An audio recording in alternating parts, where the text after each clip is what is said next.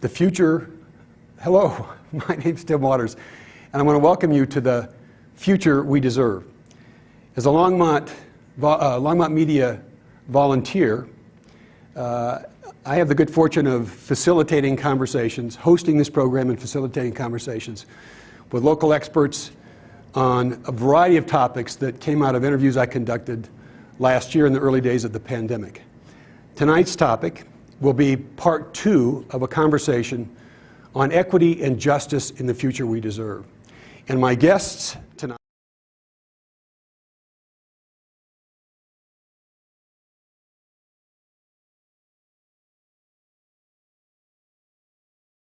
American Rights Fund, Brett Shelton. Brett, welcome back.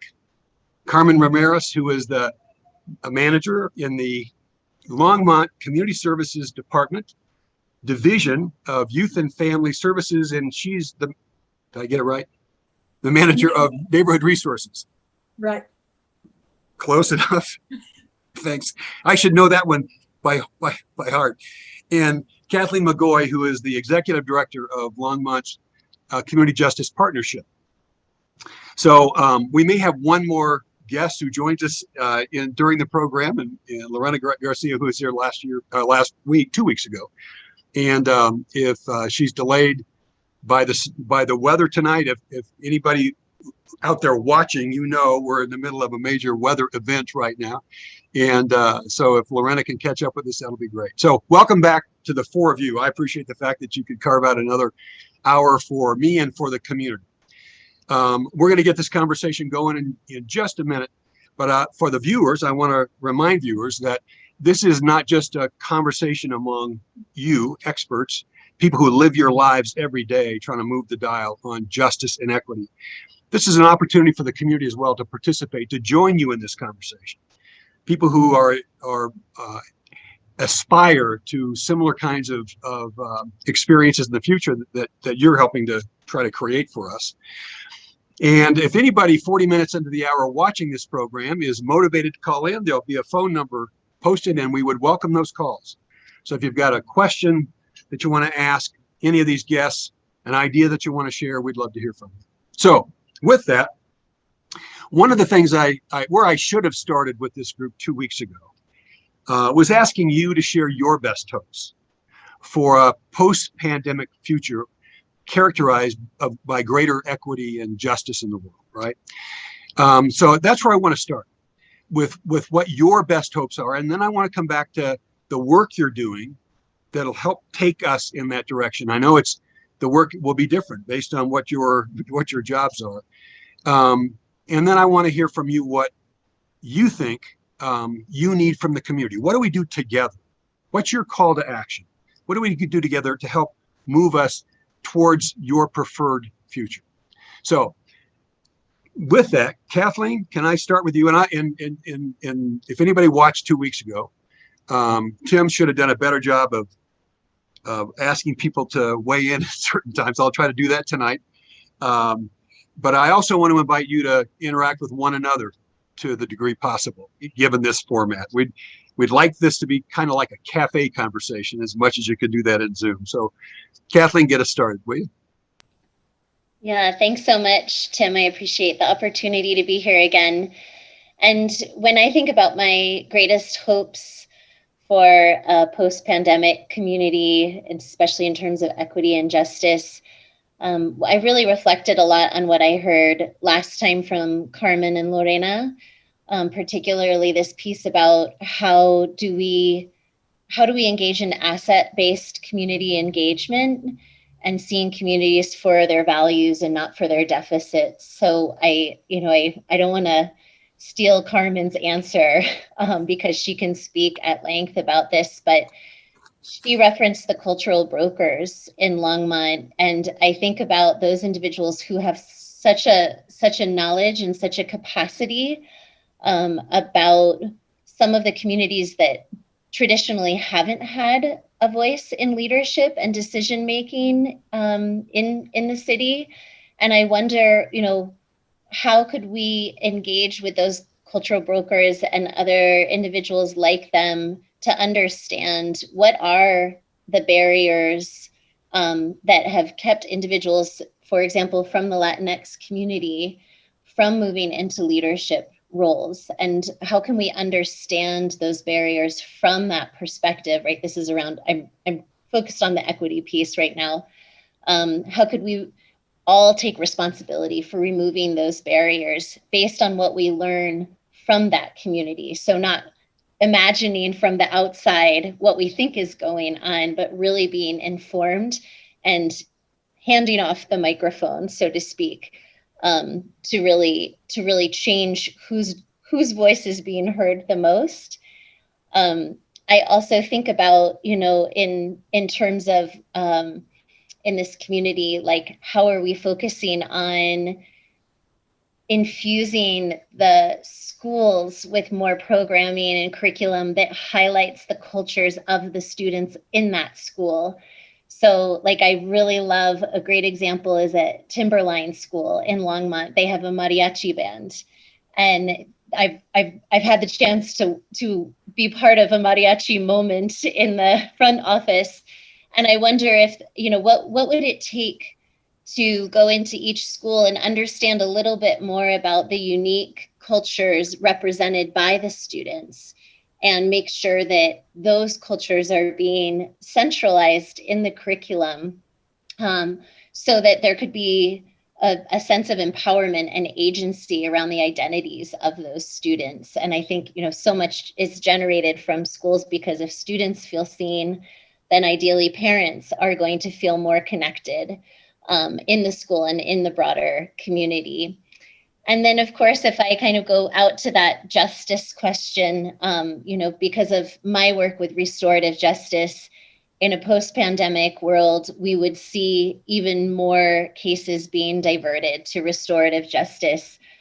Community members, and especially those who have been harmed by crime, having a voice in the process, getting their needs met, and ideally making sure that also those taking responsibility for crime are staying out of a system that could negatively impact their futures, and learning from their actions and being able to really reintegrate into the community without that stigma of a criminal record.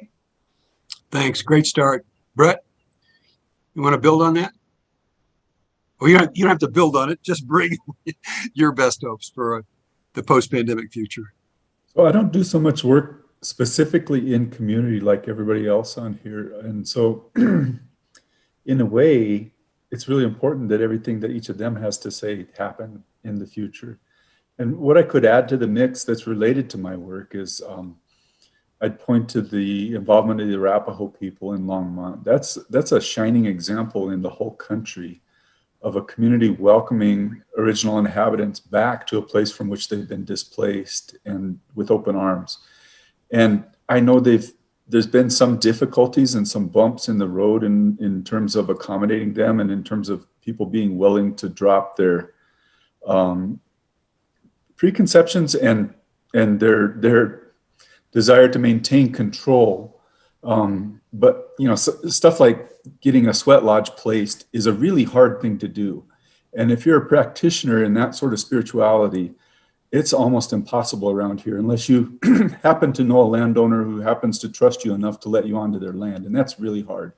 And it has to be more land than a normal city lot generally too. So stuff like accommodating a way of life is really tough, and there's a ways to go. And I know that the Arapahos have faced some difficulties from that. And so we need to keep spreading patience and openness, I guess, among the community to let the Arapahos really say, and trust them to say, and trust them to be able to do things that they know how to do and they've known forever, safely, for example.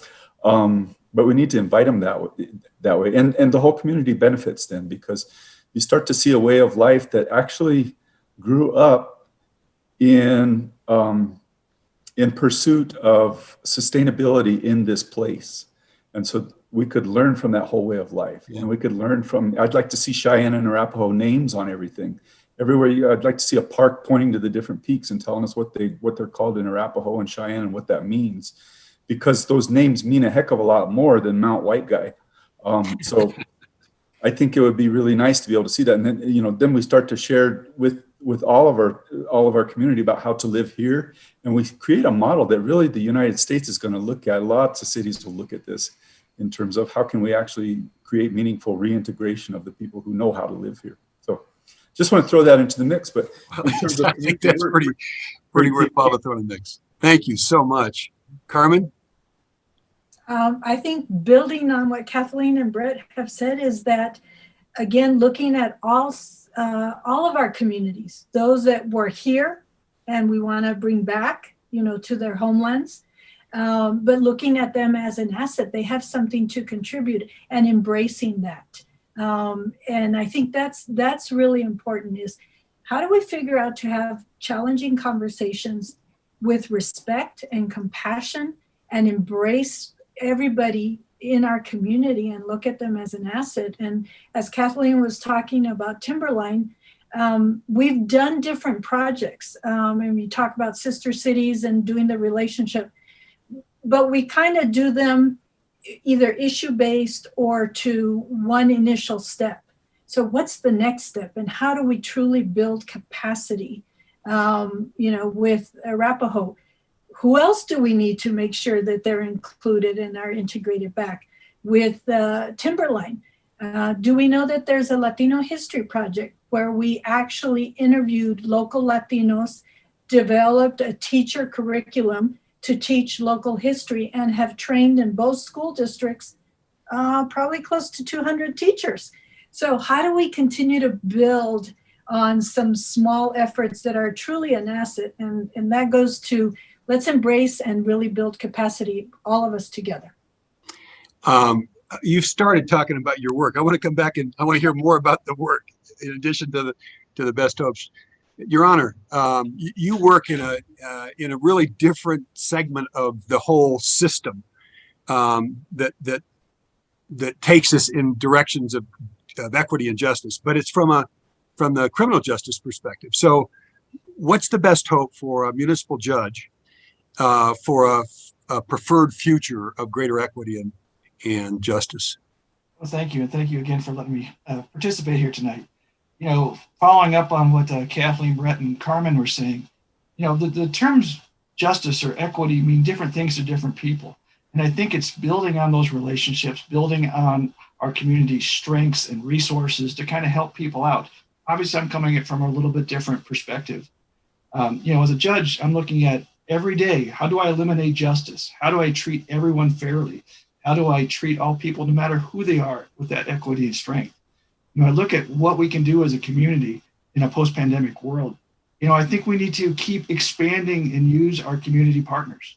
You know, every person who comes, and in my case, before the court, needs to be treated and given those tools to be successful. It's irrelevant what happens in the case, but more directly, how do you get that person that housing? How do you get that person into restorative justice? How do you get that person the mental health treatment that they need? You give them those building blocks to succeed.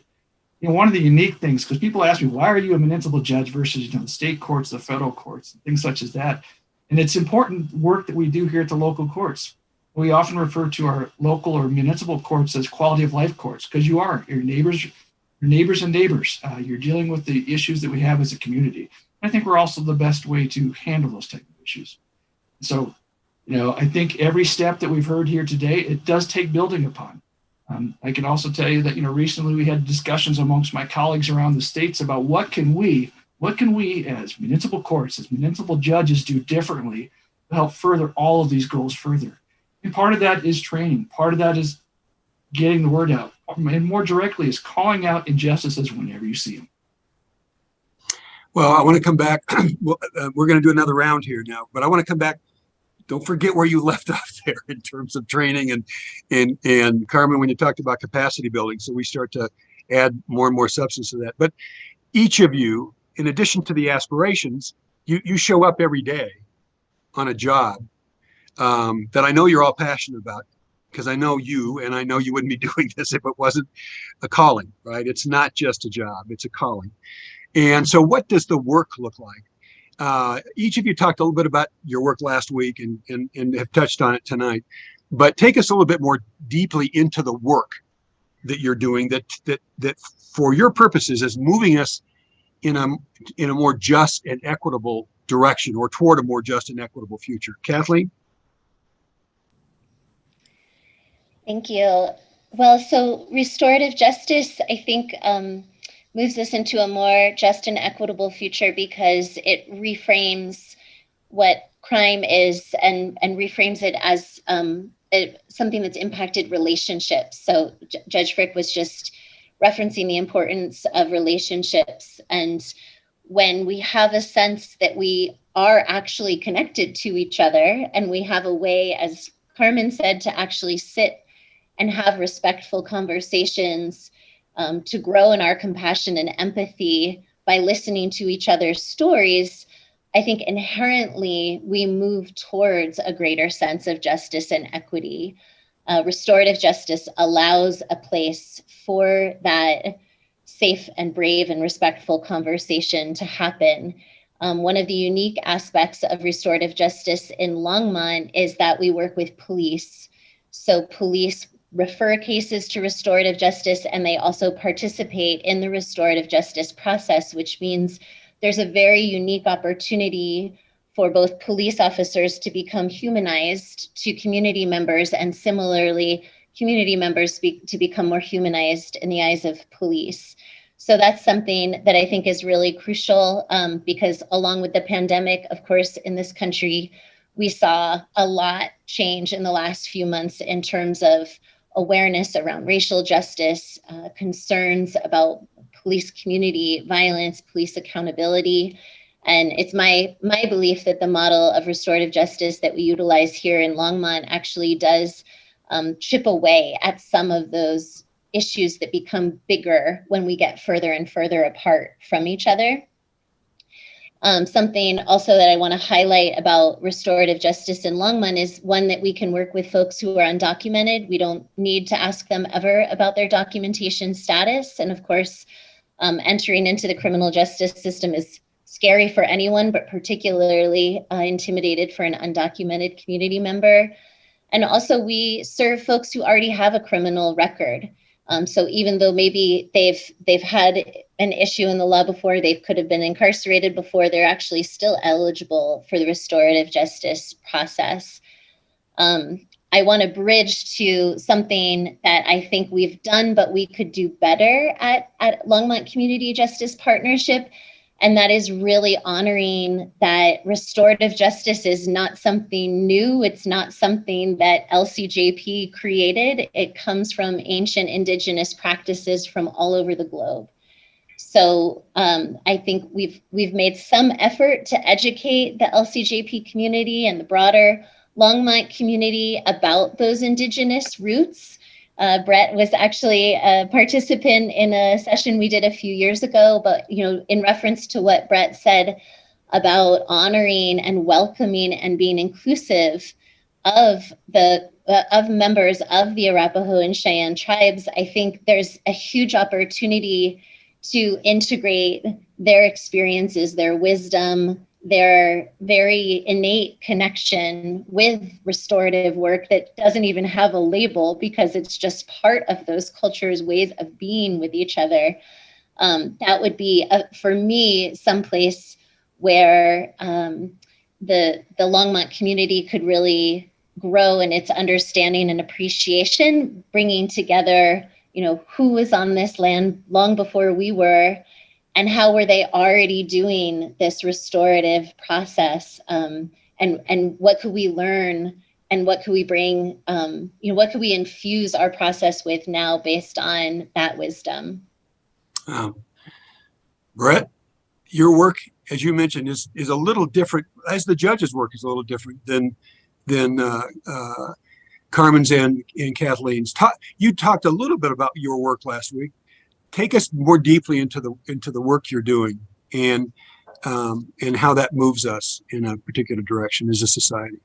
Okay, great. And Kathleen just set up the most beautiful segue ever, really, with that. Because I have two things that I focus on in my work. The first is basically, we call it peacemaking for short. It's tribal traditional dispute resolution systems. I work with Native American tribes around the country, and help them to revitalize their traditional dispute resolution systems. A lot of people don't know that in the many reservations around the country, tribes usually have a tribal court that has its own jurisdiction over tribal lands and tribal people, much in the model of a municipal court. And those were generally provided to the tribes in the 1930s and 40s as part of a movement called the Indian Reorganization Act. The courts are funded at about a third of need if you would consider that maybe a municipal court is funded at full need. Tribal courts are funded at about a third of that level per capita. So they're doomed to fail. All the failings that people see in mainstream courts happen in tribal courts and more because they don't have any funding. Seeing that and realizing that their people had gotten along and somehow dealt with human conflicts like people get into over the centuries and over the millennia, tribes are saying, hey, wait a minute, how about we look at the way our folks used to do it, or how our families still do it internally and so on, and how about we bring that forward? So I help them with that. The lawyers' work in that is a lot of times technical assistance, helping write stuff that creates space for that to happen, or helping rewrite foundational documents and language around governmental forms and courts so that can happen. But a lot of it's just cultural revitalization and propping up too, helping people uncover what pieces of what they know down inside and what's encoded in their native languages they can use to bring this back forward, basically. And sharing other examples with them that other peoples in other tribes, other nations have done it elsewhere and continue to do it and so on. So, and that's a lot like restorative justice a lot of times. Like Kathleen said, restorative justice in the United States traces its roots to Native American practices and so on. Actually, I would argue that, to my experience anyway, most indigenous cultures, if you don't have like a colonizing force or a colonizing church intervening, most indigenous cultures have some sort of a circle practice as their way of dispute resolution. People sit down and try to talk respectfully to each other and have rules around that and have shared values. Where that gets kind of thrown asunder is when you get some sort of colonizer or some sort of a church with political aims coming in and trying to set up an artificial hierarchy and maintain that. And the efforts become maintenance of the hierarchy and control more than dealing with issues that come up between people. So that's one piece. The other piece that I do in my work day to day is, and this has especially gotten busy lately, I work on policy to help restore access to sacred lands and sacred places for indigenous peoples. So as you can imagine, the United States owns a lot of land that includes a lot of sacred places where indigenous people would like to uphold ceremonial obligations, but aren't able to a lot of times. And so we try to help rewrite policy and open doors for that to happen more. Thanks. I'm just sitting here thinking it would be fun if there was a Venn diagram we could, between what Kathleen's doing and Brett, what you just described, and how much there would be shared in that Venn diagram in terms of the grounding, the history, the intent. Yeah. Well, it's pretty amazing. And in Colorado, and especially in Longmont, we're fortunate to have some real leadership in restorative justice overall. So Kathleen and I have talked about this for a while, and we're both well aware and try to collaborate when we can. We're both really busy too. But the learning goes two ways too, because Kathleen and her program and other collaborators with her are leaders in the restorative justice, and that includes facilitation. And so I look to them for learning a lot about facilitation tips, because when you're facilitating discussions between people, a lot of what you're doing is just facilitating a discussion between people. It doesn't matter what culture the people are steeped in or living in. You let them bring that in, but the facilitation is a human skill. And so I look to Kathleen and her collaborators for leadership in that regard too. So it's kind of neat. Yeah. Yeah, I should have gone through that program just to learn how to do a better job of facilitating these conversations. Carmen?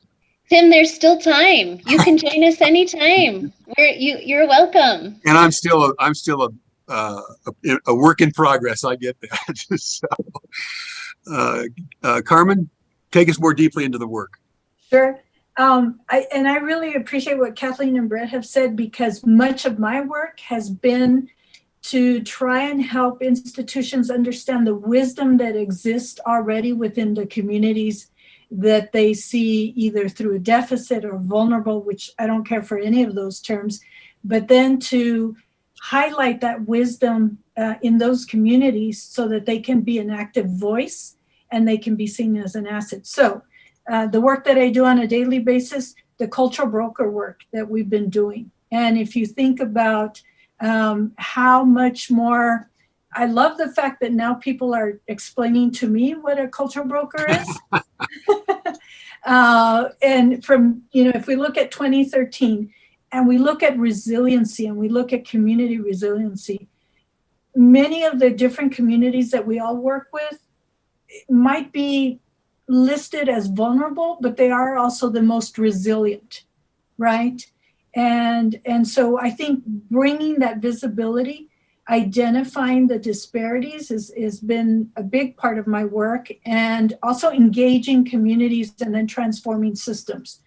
Understanding how systems can be transformed and not transactional, right? Well, we're just not dealing with an issue, but how do we identify an issue, build capacity, and truly be a partner with community? A number of years ago, we brought in Lei Mun-Wah to do Unlearning Racism. And we collaborated with UCC Church. We collaborated with a variety of partners, all from different perspectives, for one day of really having this intense conversation. Kathleen, you were there, around unlearning racism. What does it mean from these different perspectives, and how do we act on that? So I think a lot of that is bringing that visibility, identifying the disparities, and building the capacity, because I see myself as having an exit date, and I need to build capacity so others can continue this work. Are there, in terms of either lessons or experiences to be long remembered, never forgotten, any advice as you think about, just given your last observation about exit dates? We all have them, right? Some of us stay with it longer than we probably should, looking at me. But what would you want to be long remembered in terms of lessons or experiences, for the part of the legacy of the work that you want to leave for, upon which others will build? I think, again, that understanding that the wisdom around needs and solutions exist within the very communities that we want to work with, and that those communities should be at the table, right? And those communities should have an active voice, not a tokenized voice, but an active voice. I think that's really important.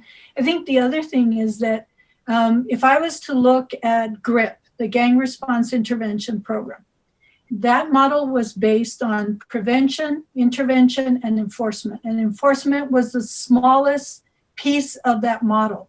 We focused on prevention, investing and sustaining prevention and intervention in order to avoid some of the enforcement pieces of that. And so I think we need to look beyond investing in something for a year or 2 years or 3 years, but how do we do that long term to really truly have impact? And you know this from early childhood education. We can't just invest in reaching parents and teaching them about the importance of that for 2 years or 3 years. It should be over a long period of time, right? Yeah, like forever. To have that generational and build that capacity. And I would think Brett would probably say the same. In order to reverse some of the trauma in Native communities, we need generational investment that I think is important. Wow, powerful. Your Honor, talk to us about the actual work in at least the municipal court, and beyond that, maybe to your broader perspective in terms of the criminal justice system, and where it's taking us in terms of a more equitable and just future. I think how we look at what is justice in the courts, I think has changed so dramatically. Even in my limited, I've been practicing attorney now for about 22 years. Even in that limited time, we've gone from, looking at from a punitive standard to more a rehabilitative standard, looking at how do we get people out. And and looking at just Longmont Municipal Court specifically, we're so equipped to work with people in our community. And I challenge, those people who work before me, or challenge my colleagues around the state, going, how do we look at doing things differently? Like, for example, I was just contacted by the Boulder Law Center for the Unhoused. We had a meeting here this past Monday about what can they contribute to the Longmont Municipal Court in, Boulder Municipal Court and those other things. And, initially you're thinking criminal representation, like a public defender or something like that. But this is different. It's like, how do we get people rehabilitated with, how do we get them an ID, maybe get them hooked up with services, get them pointed to a right direction, get them into housing. I mean, these are core factors to make people successful. And that's just one of many examples. Some bigger things we're looking at around the state. And while I generally stay away from legislation, as I had mentioned earlier, there are some things right now pending before the state legislature, specifically impacting how justice occurs in Colorado courts. Some are good, some are bad. This has been a practice for a couple of years now. But being part of that process at a state level, but also at a local level. And then going back to what I had said earlier, you need to challenge the injustices whenever you see them, and you call it out. You call it out amongst your colleagues. One of the things is technology and Zoom and everything else. We talk to each other a lot more than I ever imagined.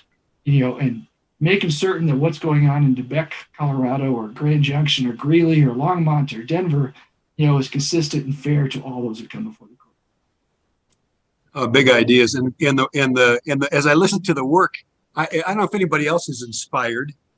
I hope others are, but I am, and that's for me part of the privilege of even listening to these conversations. I know I'll never get another chance to have the four of you together in a conversation. So, and the community probably won't either. So, in 7 minutes, if you're out there as a viewer, just know that you'll have an opportunity to join this conversation if you want to. But I now want to pivot it from the work you're doing, and you've made reference to others, but there's got to be a call to action here somewhere. There's a saying, who said it, that it goes something like this: if you want to go fast, go alone. If we want to go far, go together, right? So what does together look like in terms of going far with your work towards a more just and equitable post-pandemic future? Kathleen, I know you think about this all the time. What do the rest of us need to know about what you need? What do we do together to move it in the direction that you'd like to see it move? I really appreciate what you said about slowing down and being intentional. I mean, I don't think we need to slow down just to slow down, but I think that there is a need sometimes to change our expectations about pace if we really are going to ensure that, as Carmen said, we have all the voices at the table. And I think that piece, again, that Carmen said related to learning about the resilience, like out of the floods and out of the work with the cultural brokers, what she could really take away and highlight was this reframing of maybe what was considered our most vulnerable community members as our most resilient community members. And I would like to see, like, how do we continue to highlight that? What does it take to say, what are the factors that contributed to that resilience? And how do we really elevate and shed light on those? I think part of what we talked about in the last episode, the last interview, was also this idea of what does it take for those of us, like myself, as an example. I have had a very privileged life. I'm a white person who has had access to all kinds of education and employment and leadership. What does it take for someone like myself to step aside more often and allow someone who hasn't had as much access to all of those resources be able to share their story or their vision? That would be, in my mind, what is needed moving forward. Like I said to Carmen after our last call, like, what would it be like if our whole city council was made up of cultural brokers? What would it take to get there? I think, like, hearing many answers to that question and, like, again, not being quick to say, you know, oh, well, here's the outline, here are the bullet points, these are the problems, this is what we're going to do, but really engaging and collaborating and not having expectations for quick resolution, but instead gradual transformation that could be sustained.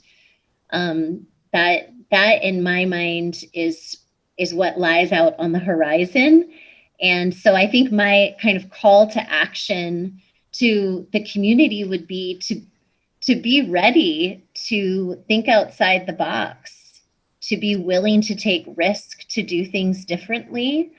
You know, I think one of the reasons that we keep repeating some of the same errors that we've seen historically in this community, in this country, is because of a resistance to change and a lack of willingness to say, yeah, we haven't done it like this before, but let's try it. You know, let's try it. And if it doesn't work, we'll change it, and being okay with that.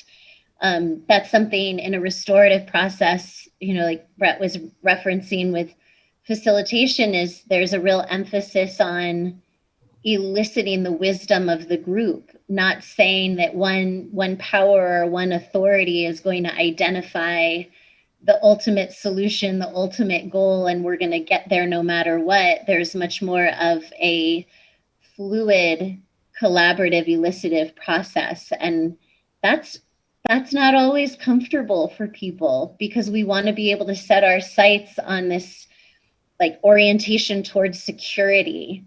And then also, if it doesn't work out, we want to have someone to blame.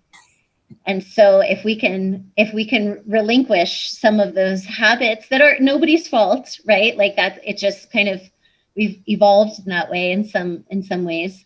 How can we create more trust that by listening to each other, by creating spaces that will move slowly and be flexible, you know, and that there will be beauty on the other side, even if we don't know exactly what it's going to look like. Wow, powerful. And what I'm going to say right now, I don't wish to diminish anything that you just said, but when you said it, it struck me that I carry a piece of paper in my portfolio. It's a cartoon that says, the head of the table says, that concludes the finger pointing portion of our meeting. You suggest there wouldn't be finger pointing portions of the meeting. We wouldn't look for blame. We'd look for understanding and keep learning our way forward. Yeah. Those would be better meetings to attend. So, Brett, tell us more about what is your call to action. What do you need from others? What do we do together to move in the direction that you'd like to see us move? So what I think I need from others is a whole lot of discomfort, because making meaningful change is going to be uncomfortable for those in power and privilege, in positions of power and privilege. And it's very tough for people to let go of frequently at a visceral level, that they won't let others threaten what they perceive as their hold on power and control, maintenance of the hierarchy. And so in order for meaningful changes to happen, there's going to have to be a lot of discomfort along the way. And that would be fruitful in the end, in that we'd have a closer community, more inclusive, with all the richness that entails. But it's a hard process to get there.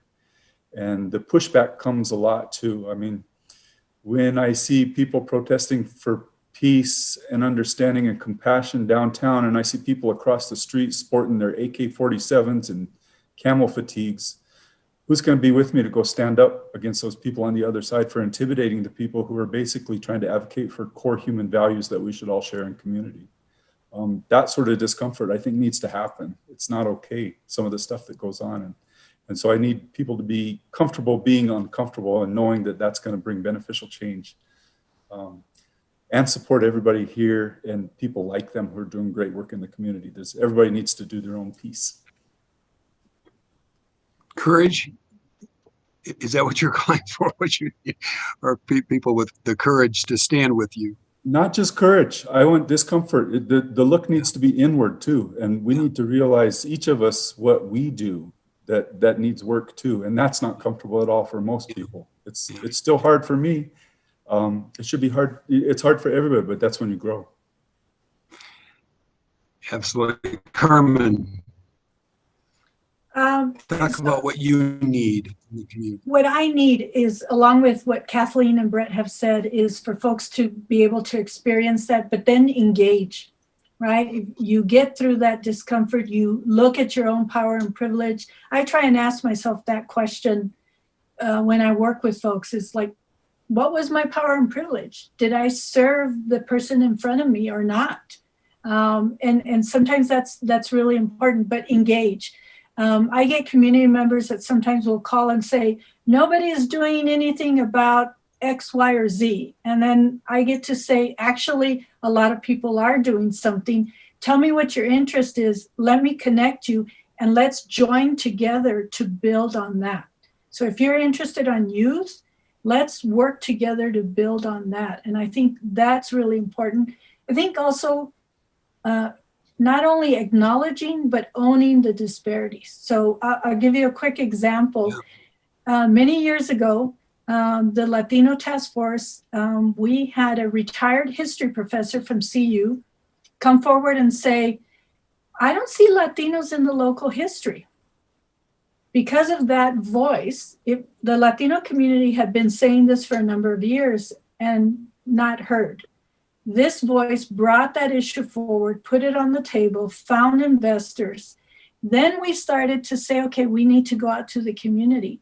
And one of the greatest things we had was we had young people who were in high school and college interview folks that had been in the community for generations. And they started to hear stories of racism, of discrimination. And they were like, whoa, wait a minute, we're experiencing that.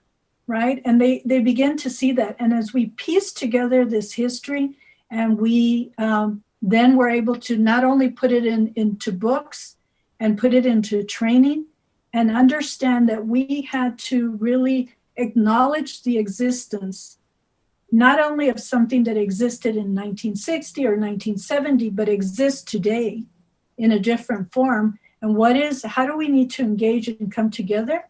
And how do we need to address that? And so I think that discomfort, that owning of the history, and that coming together to facilitate change. And that's why I have church groups that will say, will you come and talk to us about the community and what do we need to do? And I say, you need to engage. You need to communicate. There's a number of churches that have, say, a Hispanic congregation, and they pray under the same roof, but they have never shared a meal. They have never talked to one another. I think there's opportunities like that throughout our whole community. A number of years ago through LMAC, the Multicultural Action Committee, we facilitated community discussions. At that time, we called it Tamales and Talk. And we facilitated conversations in groups. We had a school that had a high Latino population, and we had teachers that cried because they had never had a conversation with the parents of their students. And I think at some point, there has to be that relationship, that connection. The same, I facilitated immigrant integration dialogues with folks on opposite ends. Over a 6-week period, they got to know each other. They got to hear their stories. They got to connect and build relationships, and then engage in more of a unified way to act in the community. And how do we build that across the whole community? So I'm gonna ask Judge Frick in just a moment to respond to that same question in terms of what's the work we do together. But each of you, Kathleen, Brett, and Carmen, have made reference to the kind of changes that need to occur and the discomfort at times, especially with introspection that requires. So where my mind goes is, I don't know if it's scaffolding that you build around those kinds of initiatives that help people, right? That are willing to yield, give up, right? To stand back or stand aside or stand with, whatever that looks like, but are going to need help to do it. And so whether it's scaffolding or safety nets or whatever the right image is to help people, especially those, Brett, who've been in the hierarchy, right? Who, and maybe it's just stepping back, but if you want to move forward together, if you want to go far, let's go together. What does that look like? So think about that. That's your advanced organizer. Judge Frick, I want to give you a chance to talk about what the work is that you need the community to be aware of, that we do together to move in the directions that you aspire to take us. I kind of follow up on everyone said, we just need to join together as a community with a vision of these shared values. Listening to what we've talked about, meaningful change, but I'm also one that says, challenge your thoughts, challenge how you do business, challenge those relationships that exist. How do we engage with additional community partners? The faith community, for example, has stepped up to help out in various ways that historically had never have occurred. How do we take every single person who comes, whether it's before the court or just in our community as generals, to give them those tools to be successful. Short-term things that I see I need. I want to continue the discussion we've had regarding juvenile justice in our community. I want to continue the conversation regarding expanding to our most vulnerable homeless population, which has been increasing, unfortunately, during this pandemic. Yeah. We've had different issues going on as far as the criminal activity that occurs. That's only part of that's like a reaction to what the underlying issues are. And I think to leverage our community partners, to leverage our community, will ultimately bring the best change we can do in our community. So if we're going to change minds, we got to change hearts, right? So talk about how do you do that? What were your experiences in terms of the work to bring people along who have to either unlearn, what's been guiding our behavior, or that is the giving up of some power or control. If you want people to move, how do we help them change? How do you help them change their hearts in order to change the minds that need to follow the heart in this case? That could be the scaffolding. That could be the safety net. It's the how we get it going. Kathleen? Whew. Well, that's a big I didn't mean to put you on the question. spot. I just wanted to put the process here. That's totally fine. It's totally fine. I appreciate your asking the big questions. And I think I can speak from my experience in restorative justice. Say, for example, when we have a victim of a crime and they're willing to be in the restorative justice process, which means they're going to sit down across from the person who hurt or harmed them. And inevitably, it's human nature. What we hear most frequently from those who have been victimized is they imagine that they've been targeted, and they want to know why. And typically, they want to make sure that this person will never cause harm to another person like that again. Those are the most common needs of a victim that we hear.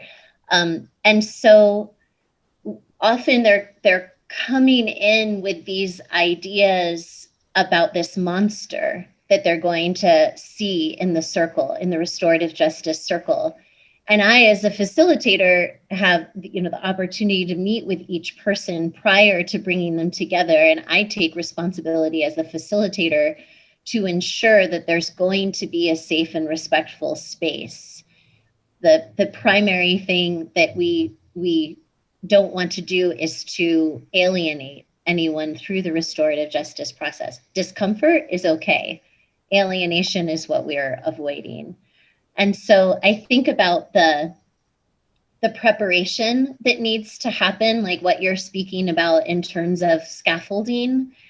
Sometimes I think, when it comes to racial justice, we ask that white folks do work around their discomfort with other white folks, not leaning on people of color to be the ones who manage the discomfort and walk white people through their many reactions to discovering their own internalized racism or their own internalized oppressive ways, dominant ways. We ask them to do that on their own and to just stay with it, to commit to it. And I think honestly, if people are willing to take that first step because they are curious about what might happen if they do, and when they feel like there are other people with them in that affinity group that are saying, hey, sit with me in this discomfort. There's a reason that we're here. I believe that that taps into something that's really innate in each of us. And then when we can do the work of sitting across from the person who we realize I've harmed or I've been harmed by, if I've done my work, my preparation outside of that space to be ready to listen without reacting, Yeah. I can stay there a little bit longer. Yeah. Wow. That's real helpful. Now, the three of you are off the hook for just a moment because we have a caller. So I want to invite the caller to join us. Caller, are you there? Yes. Can you hear me? We can hear you. This is Marcia Martin, and I am calling from deep, deep in my discomfort. Because I think I am a driver dominant kind of white person, and I have been focused on some emergencies, climate change, the fact that we can't house our people. And my discomfort comes from hearing you telling me that we have to go slow and we have to establish a truly, truly broad consensus before making every decision. And my immediate reaction is we don't have time. So my question is, what do we do if it's really true that we have to go fast? And I'll let anybody answer that because boy, do I need to know. All right. Thank you, Marcia. Anyone like to field that question? Just put your finger up and I'll call on you. Marcia, I'll just share your discomfort. Again, I don't have an answer to the question. This conversation is inspiring and discomforting at the same time, as it should be, I think. Yeah. Carmen? And I'll just say, I think it's always been interesting to me when other folks have determined a crisis or an emergency. And then my question then would be, and so where did we hear that from? So I mentioned earlier when I talked about GRIP and that came from the community. It came from the Latino community that said, you know, we don't want our kids gang involved. It then meant going to the institution, to the schools, to police. And when I had an officer say, we need to create a holistic system that is going to provide support, I think it's looking at that. Did it come from the community? Did it surface from decision makers? And sometimes we might say it came from both.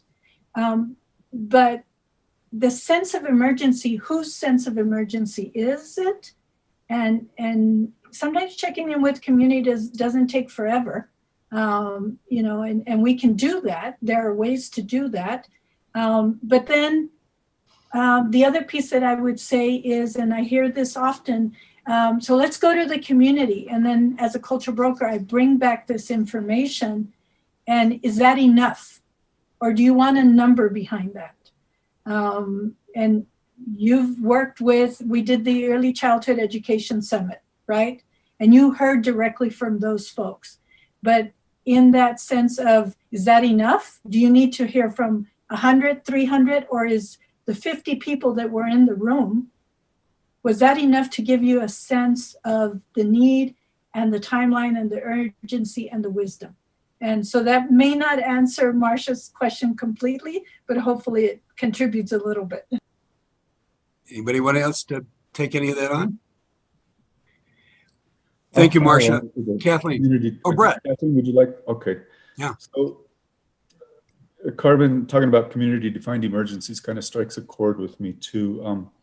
I would encourage people like Marcia, people in Marcia's position, to passionately pursue what you think needs to happen quickly and continue forward in full awareness that you may be existing in positions of power and privilege that are basically squashing other people, and that other people may have emergencies that you need to pitch in on somehow because they're matters of life and death presently.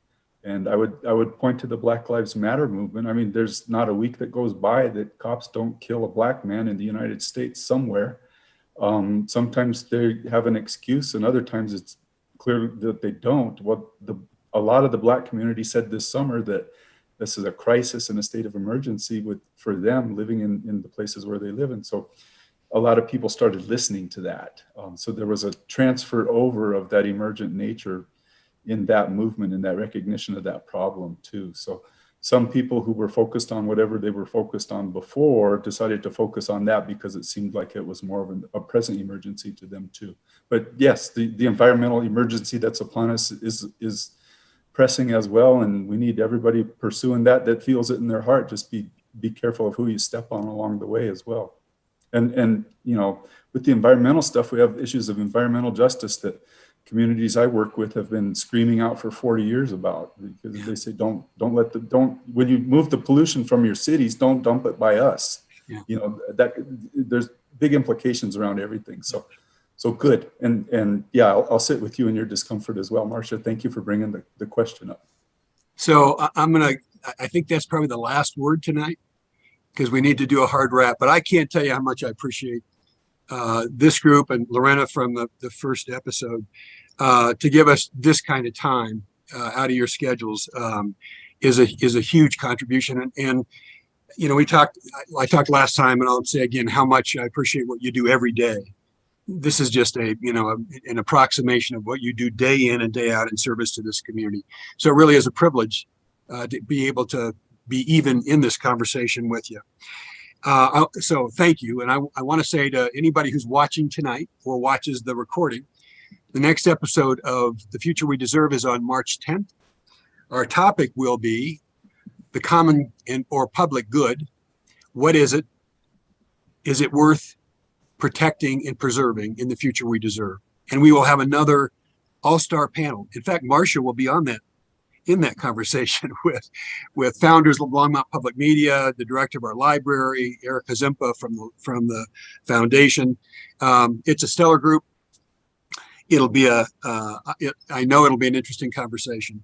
And I want to continue to come back to the blog post, right? I don't even know the fellow. I probably should. I don't know Seth Godin. But what he posted, I just think is so profound for what we're trying to do here. And that is, he posted, we can choose to commit to a recursive and infinite path that elegantly creates more of the same. And I hope what we're doing contributes in these conversations, contributes to more conversations like this. We can choose possibility. We can choose connection. We can choose optimism. We can choose justice. We can choose kindness. We can choose resilience. And we can decide to take responsibility. Each leads to more of the same. And in my view, we need more of all of those. So to you, thank you. To the community. If you like the program, tell your friends and neighbors. If you don't like the program, get in touch with me through Longmont Public Media. I'd love to hear your feedback. Every constructive, critical suggestion I'll take seriously, because what we're trying to do is build a set of conversations, a series of conversations that will serve the community and have the potential to influence taking us in the direction of the future we deserve. Thank you, and thanks to Longmonters for listening. Thank you.